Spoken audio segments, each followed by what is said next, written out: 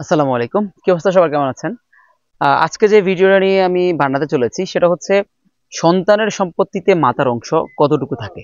আমরা এতদিন শুনে আসছি যে মাতার নামে সম্পদ থাকে, সেটা ছেলে মেয়েরা মালিক হয়, কিন্তু আজকের ভিডিওতে আমি জানাতে চলেছি সেটা হচ্ছে যে মাতার নামে সম্পদ, সন্তানের নামে সম্পত্তি থাকলে এই সম্পত্তির মালিক তার মা কতটুকু মালিক হয় সে বিষয় নিয়ে আলোচনা করবো আজকে। অবশ্যই সেই সম্পত্তির সন্তানের মালিকটুকু, সন্তান যদি তার মালিকানা তার বাবার থেকে হয়ে থাকে অথবা সে কিনি ক্রয়সূত্রে মালিক হয়ে থাকে, যেভাবে সে মালিক হোক না কেন, তার সম্পত্তির অংশ তার মা কতটুকু মালিক হবে। আজকের ভিডিও হচ্ছে এইটা। তো তিন ভাবে হয়ে থাকে মালিকানা। সন্তানের সম্পত্তিতে মা তিন ভাবে মালিক হয়ে থাকে। আমরা তিনটা ওয়ের আজকে দেখাবো। প্রথম এক নম্বর ওয়ে হচ্ছে মৃত সন্তান যখন একটা সন্তান যখন মারা যায় তখন ওই সন্তানের যতটুকু সম্পত্তি থাকে ততটুকু সম্পত্তিতে মাতা মালিক হয়। এবং যদি ওই মৃত ব্যক্তির পুত্র থাকে, পৌত্র থাকে অথবা ভাই বোন থাকে, ঠিক আছে, মানে এই মৃত ব্যক্তির যদি ভাই বোন থাকে অথবা পুত্র থাকে, তখন এই সম্পত্তির হচ্ছে 6 ভাগের 1 অংশ পাবে মাতা, আর 6 ভাগের 5 অংশ পাবে হচ্ছে পুত্র, পৌত্র, ভাই বোন। মানে তার যদি কোনো ভাই বোন থাকে তারা পাবে, এবং তার যদি পুত্র বা পৌত্র থাকে তারা পাবে। সো এই ছিল নাম্বার ওয়ান ওয়ে। 2 নম্বর ওয়ে হচ্ছে ওই মৃত সন্তানের যদি কোনো পুত্র বা কন্যা বা পুত্র কেউই যদি না থাকে, শুধু সে আছে এবং তার পিতা মাতা আছে, সে যদি মারা যায় তাহলে তার পিতা মাতা তার সম্পত্তিটুকু ভাগিদার হবে।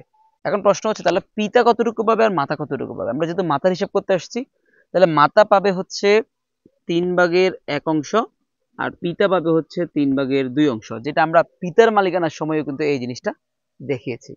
সো একটা মৃত সন্তানের সম্পত্তিতে তার মা তিনভাবে মালিক হতে পারে।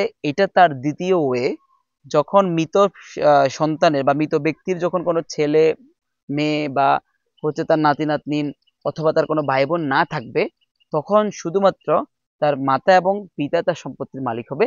তাহলে তার মাতা পাবে 3/1 অংশ, আর তার পিতা পাবে হচ্ছে 3/2 অংশ।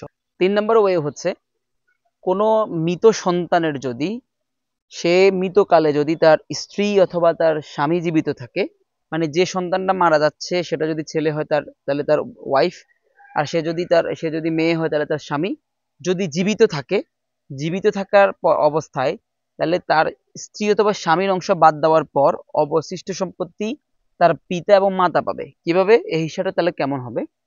তাহলে মৃত সন্তানের যদি স্ত্রী অথবা স্বামী থেকে থাকে তাহলে তারা পাবে হচ্ছে 6/3 অংশ।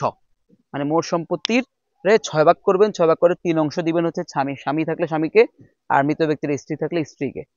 এবার বাকি 3 ভাগের, বাকি হচ্ছে 6/2 অংশ পাবে পিতা। 6/2 অংশ পাবে পিতা, মানে মৃত ব্যক্তির পিতা পাবে হচ্ছে 6/2 অংশ। আর অবশিষ্ট 6/1 অংশ পাবে তার মাতা। তার মানে আমরা জানতে আসছি মৃত ব্যক্তির মাতা তার সম্পত্তির কত অংশ পাবে। তাহলে মৃত ব্যক্তির মাতা তার সম্পত্তির 6/1 অংশ পাবে, মানে মোট সম্পত্তিকে 6 দ্বারা ভাগ করবেন, 1 অংশ দিবেন হচ্ছে মাতাকে। সো 3 নম্বর ওয়ে হচ্ছে মৃত ব্যক্তি যদি মৃত্যুকালে তার স্ত্রী অথবা স্বামী রেখে যায়, তাহলে স্ত্রী অথবা স্বামী পাবে 6/3 অংশ, পিতা পাবে হচ্ছে 6/2 অংশ, এবং মাতা পাবে হচ্ছে 6/1 অংশ। তো এই ছিল আমাদের সন্তানের সম্পত্তিতে মাতার অংশের 3টা ওয়ে। যদি এর পরেও আপনাদের এর মধ্যে যদি কোনো খুঁটিনাটি বিষয় অজানা থেকে থাকে অথবা বুঝতে অসুবিধা হয়, তাহলে অবশ্যই আমাকে কমেন্টস করে জানাতে ভুলবেন না, এবং চাইলে কল করতে পারেন, আমার নাম্বারে দেওয়া আছে। সো আমি একজন প্রফেশনালি সার্ভেয়ার। আমি ল্যান্ড সার্ভে করে থাকি, জায়গা জমি পরিমাপ করে থাকি, ভাগবটোয়ারা করে থাকি। আপনারা চাইলে আমাকে হায়ার করতে পারেন, অথবা যে কোনো বিষয়ে খারিজ সম্পর্কে বলেন, জায়গা জমির ম্যাপ সম্পর্কে বলেন, যে কোনো বিষয় আপনাদের প্রয়োজন হলে আমাকে কল করতে পারেন।